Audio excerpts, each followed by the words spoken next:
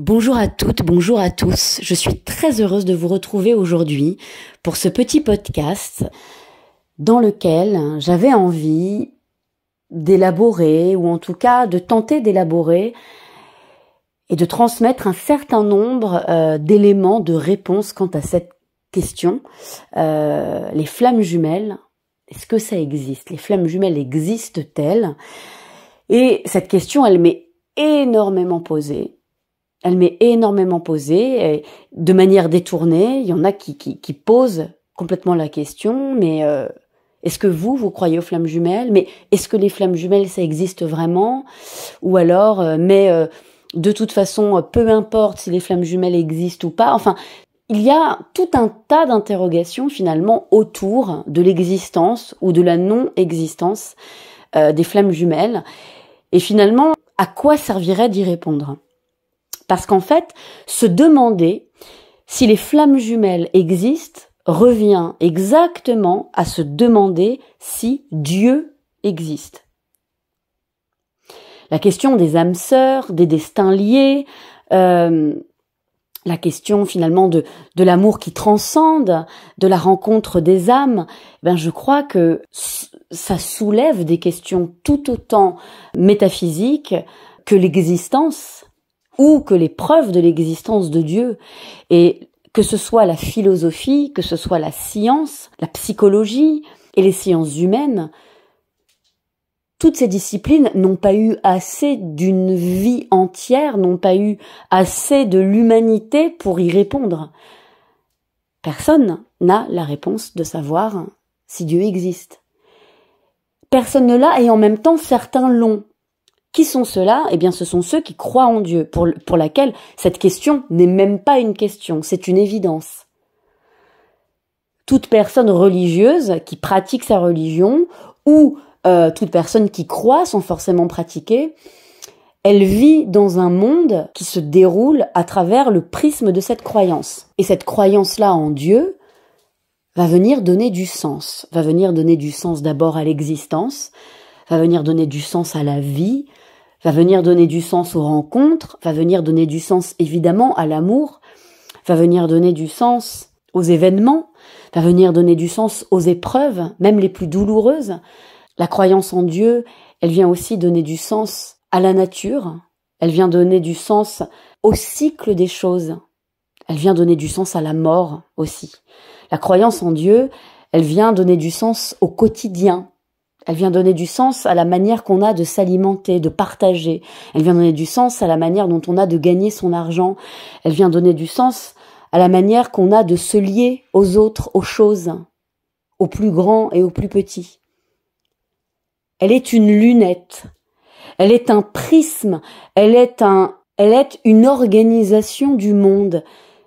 Mais une organisation aussi, du coup, de nos croyances et donc de nos pensées, de nos agissements, de nos comportements, y compris nos comportements amoureux, de nos résistances aussi, de nos refus, de nos décisions, de nos choix, de nos mots.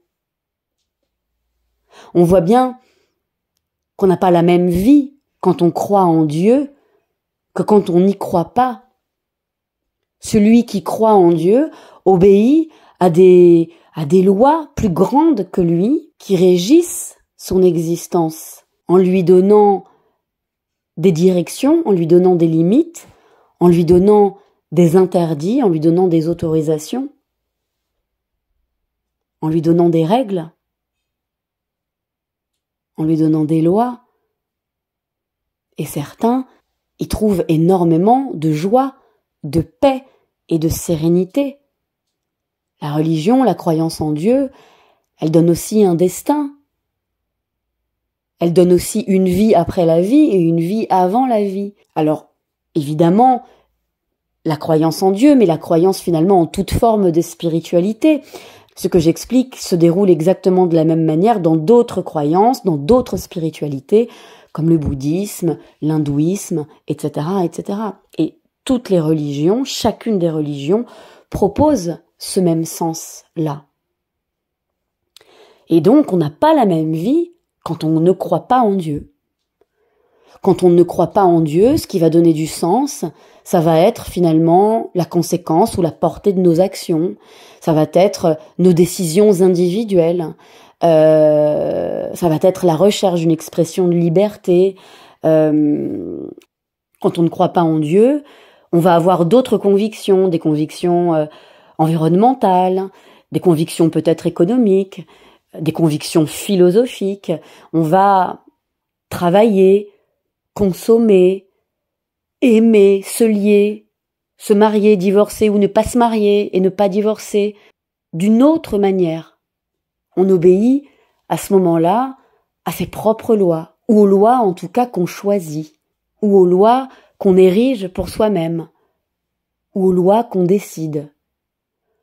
On voit bien que dans les grandes questions de société, c'est la question de sacré et de profane, et donc de croyance ou de non-croyance, qui est au cœur souvent des plus grands débats. Et puis, quand on croit, et là on va faire un focus évidemment sur l'amour, puisque c'est le sujet de cette chaîne-là, on va avoir des comportements amoureux différents de quand on ne croit pas en Dieu. Les valeurs, famille, fidélité, exclusivité ne seront pas les mêmes. Alors après, évidemment, qu'on croit ou qu'on croit pas en Dieu, tout ça peut être transgressé, hein, évidemment. Là, on parle des grands principes. On ne va pas non plus vivre du coup les mêmes choses. Quand on rencontre quelqu'un, on ne fait pas tout à fait la même expérience. Si on l'a fait sous le regard de Dieu ou si on l'a fait en pleine liberté on fait ce qu'on veut. Et du coup, si on posait la question à ceux qui croient en Dieu, mais est-ce que vous croyez en Dieu? Ils seraient absolument capables de vous en donner la preuve. Parce que croire en Dieu, c'est repérer à chaque moment de l'existence, sentir sa présence, sentir que lorsqu'on respecte une de ses lois, on se rapproche de lui. C'est sentir sa bienveillance. C'est souvent sentir son amour aussi. Et puis parfois, lorsqu'on se confesse, lorsqu'on se purifie, lorsqu'on ritualise, lorsqu'on respecte la religion, on sent aussi son autorité. Et on peut donner des exemples concrets de moments dans la vie où il s'est passé ça, où il s'est passé ça, où on a ressenti ceci, on a ressenti cela. Bref, il n'y a pas de débat pour quelqu'un qui croit en Dieu. Et il n'y en a pas non plus pour quelqu'un qui ne croit pas. Et c'est exactement la même chose pour quelqu'un qui croit ou pas en les flammes jumelles. Et puis, exactement comme pour Dieu, quelqu'un qui croyait, quelqu'un qui croit parce que la spiritualité ou la religion a toujours eu beaucoup de place et qui a vécu un certain nombre d'expériences, eh bien parfois à un moment donné, il peut arrêter de croire. Parfois, il peut changer de religion, ou parfois, il peut s'en extirper, il peut s'en écarter, il peut s'en libérer.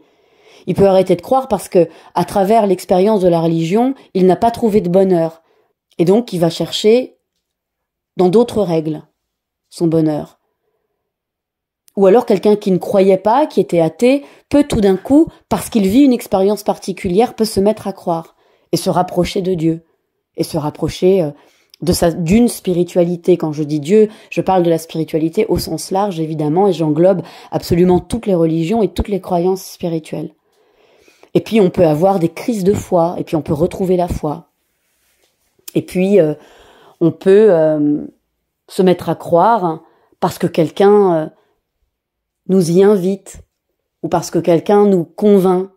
Et puis, on peut décider que finalement on ne croira qu'en son fort intérieur et puis ne plus pratiquer, être libre parmi les hommes mais être croyant dans son intimité.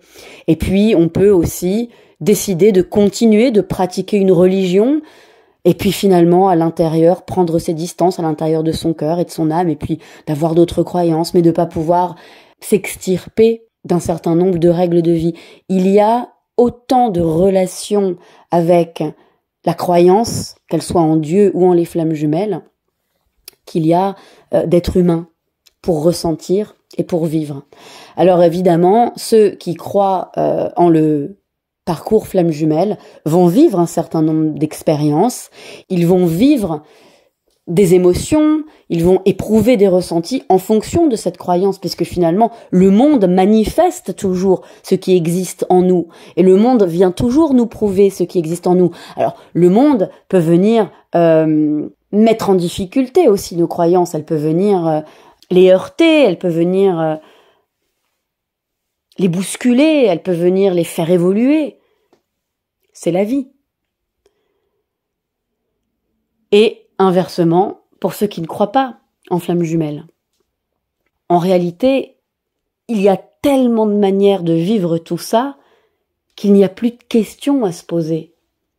Est-ce que il arrive dans une vie de rencontrer quelqu'un et qui tout d'un coup, il vient complètement nous bouleverser, chambouler le socle de nos vies, tout ce système inconscient de compensation, de mécanismes qui nous avait tenus depuis toute notre vie, et là tout d'un coup il vient remettre en question nos choix, il vient remettre en question nos sentiments, il vient remettre en question tout ce qu'on a construit, et il nous fait l'effet d'un ouragan qui nous pousse à mourir et à renaître à nous-mêmes. Est-ce que ça existe? Oui, si on l'a vécu. Non, si on ne l'a pas vécu. Est-ce qu'il existe des gens qui, malgré des grandes difficultés, malgré des années de séparation, malgré des disputes, malgré des engagements déjà pris, malgré des peurs de l'amour, malgré des postures de sacrifice, malgré des dépendances affectives, malgré des addictions, est-ce qu'il arrive que ces gens-là arrivent à se retrouver et à s'aimer? Oui. Et parfois non. Est-ce qu'il arrive qu'on puisse avoir une relation passionnée, avec une attraction folle, du désir, de l'amour, des mots, des promesses, et qu'on n'arrive jamais à le matérialiser, qu'on n'arrive jamais à transformer ça en relation de couple? Oui, ça existe. Ça existe dans toute la littérature, dans tout le cinéma, dans toute la poésie, dans toute la mélancolie liée à l'amour. Est-ce qu'il arrive des fins heureuses? Oui. Est-ce qu'il arrive que des relations soient fluides, qu'on se rencontre, que ce soit évident, et qu'on divorce d'un homme ou d'une femme pour continuer sa vie avec la personne qu'on vient de rencontrer? Oui. Est-ce qu'il arrive qu'alors qu'on ne s'est jamais engagé, on rencontre quelqu'un et que tout d'un coup on en ait envie? Oui. Est-ce qu'il arrive qu'on rencontre quelqu'un et que ce qu'on ressent pour elle ou pour lui est si fort que ça nous terrorise? Et que du coup, on a un comportement d'auto-sabotage et qu'on reparte chacun de notre côté et que l'un souffre éperdument d'une relation qui n'ait jamais eu lieu et que l'autre souffre peut-être d'un regret de ne jamais avoir eu le courage de vivre cette relation? Oui. Est-ce que parfois on peut se rencontrer et il y en a un qui arrête d'aimer l'autre? Oui. Est-ce que parfois on peut se rencontrer, imaginer plein de choses et être déçu? Oui. Est-ce que parfois on peut penser qu'on aime, mais en fait on est juste dépendant? Oui. Est-ce que parfois on croit qu'on n'aime pas, mais en fait on est juste fuyant? Oui. Mais tout ça n'est pas une question ni de croyance, ni de spiritualité, c'est une question de vécu.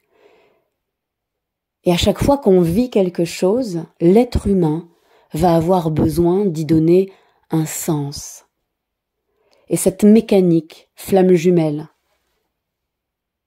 elle donne un sens parce qu'elle est extrêmement universelle. Si tout le monde se reconnaît dans cette dynamique flamme jumelle, telle que, en tout cas, pour ma part, je l'ai déployée sur ma chaîne, avec une dynamique relationnelle. Finalement, la promesse que l'autre va revenir, qui peut la faire? Personne. C'est juste la relation, la décision, le choix. Est-ce qu'il y a assez d'amour? Est-ce qu'on est assez bien avec l'autre? Est-ce qu'un jour on arrête d'avoir peur? Et puis est-ce qu'on l'aimait vraiment? Etc., etc. Ce sont juste des histoires humaines auxquelles on a besoin de donner un sens. Et énormément de gens réussissent à se remettre ensemble. Et il y en a plein d'autres qui ne se remettent pas ensemble, mais qui arrivent finalement à tirer bénéfice de tout ce qu'ils ont vécu, de tout ce qu'ils ont compris sur eux-mêmes, y compris dans leur plus grande, immense douleur. Et de pouvoir réussir à vivre un bonheur ensuite, après. Est-ce que ça, c'est un parcours flamme jumelle? Oui. dès lors qu'il a été déclenché par une autre personne et qu'il nous a amené à nous rencontrer. Est-ce que c'est un parcours flamme jumelle? Oui, mais est-ce que c'est un parcours pas flamme jumelle? Est-ce que c'est un parcours tout simplement humain? Oui. Oui. Oui aussi.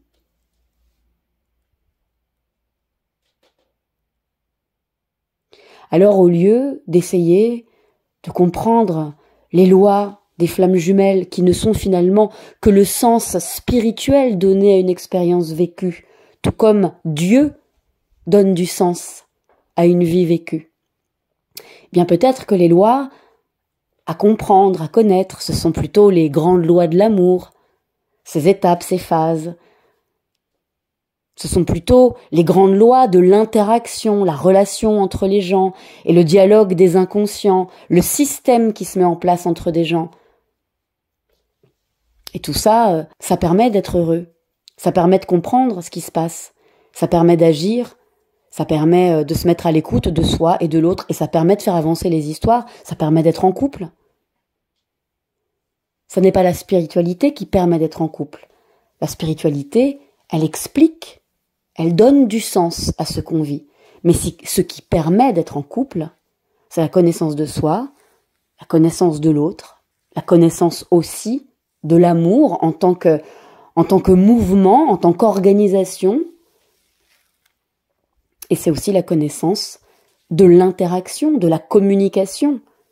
C'est ce que j'ai fait depuis plusieurs temps maintenant dans toute la playlist que vous connaissez qui s'appelle le système amoureux, des vidéos qui traitent de tout ça. C'est ce que je vous propose aussi pour ceux qui ont fait ce voyage dans Psychonautes et c'est ce que je vais continuer de vous proposer sur cette chaîne. Les grandes lois de l'amour, les grandes lois d'un couple heureux.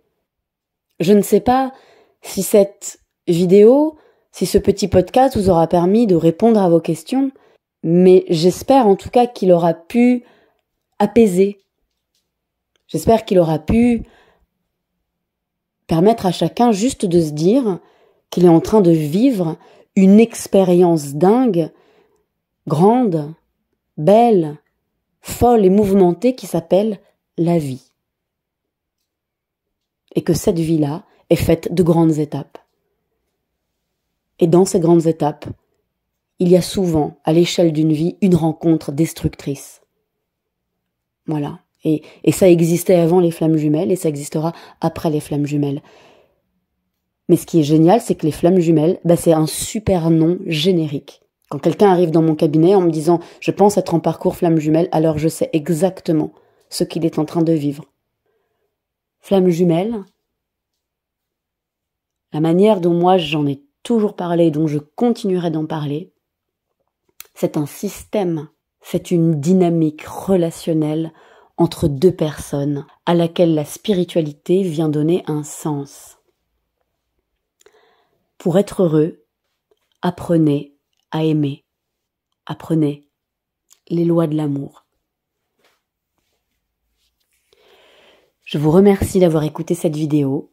J'espère qu'elle vous aura plu et je vous retrouve très bientôt pour une nouvelle vidéo.